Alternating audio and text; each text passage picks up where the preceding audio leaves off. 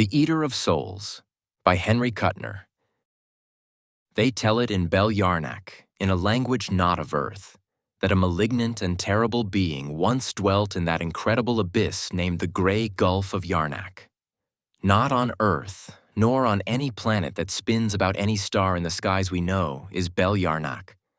But beyond Betelgeuse, beyond the giant stars, on a green and joyous world still in its lusty youth, are the towers and silver minarets of this city. Nor are the dwellers in Bel Yarnak anthropoid, nor in any way manlike. Yet there are fires during the long, warm nights in curious hearths.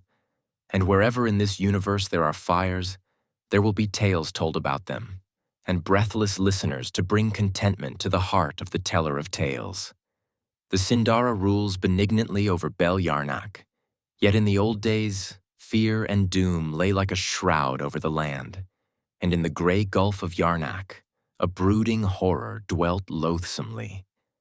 And a strange enchantment chilled the skies and hid the triple moons behind a darkened pall.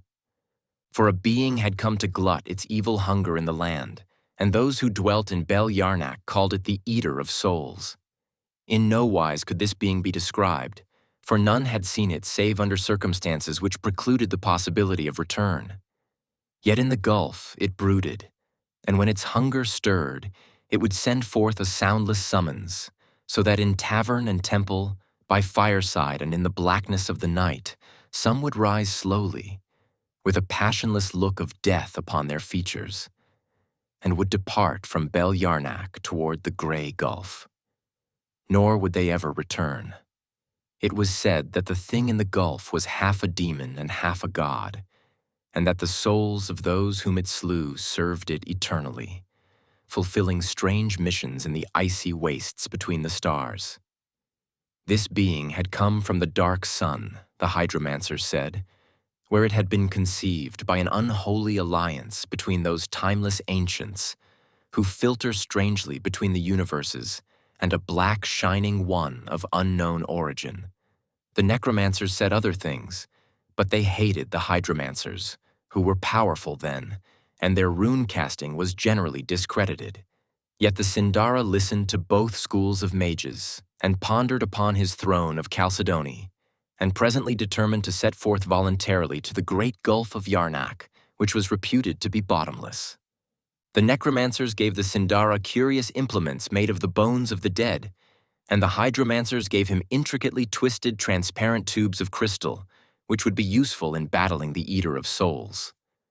Thereafter, the necromancers and the hydromancers squatted on their haunches in the city gate and howled dismally as the Sindara rode westward on his Gorlak, that fleet but repugnantly shaped reptile. After a time, the Sindara discarded both the weapons of the hydromancers and the necromancers, for he was a worshipper of Vorvados, as had been each Sindara in his time. None might worship Vorvados save the Sindara of Bel Yarnak, for such is the god's command. And presently the Sindara dismounted from his Gorlak and prayed fervently to Vorvados. For a time there was no response. Then the sands were troubled, and a whirling and dancing of mist motes blinded the Sindara. Out of the maelstrom the god spoke thinly, and his voice was like the tinkling of countless tiny crystal goblets. "Thou goest to doom," Vorvados said ominously. "But thy son sleeps in Bel Yarnak, and I shall have a worshipper when thou art vanished. Go therefore fearlessly, since God cannot conquer God, but only man who created him." Speaking thus cryptically, Vorvados withdrew, and the Sindara, after pondering, continued his journey.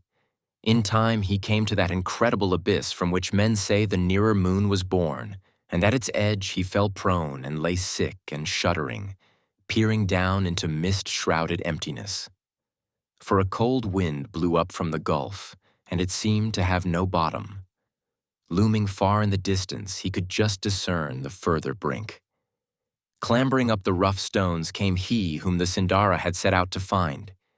He came swiftly, making use of his multiple appendages to lift himself.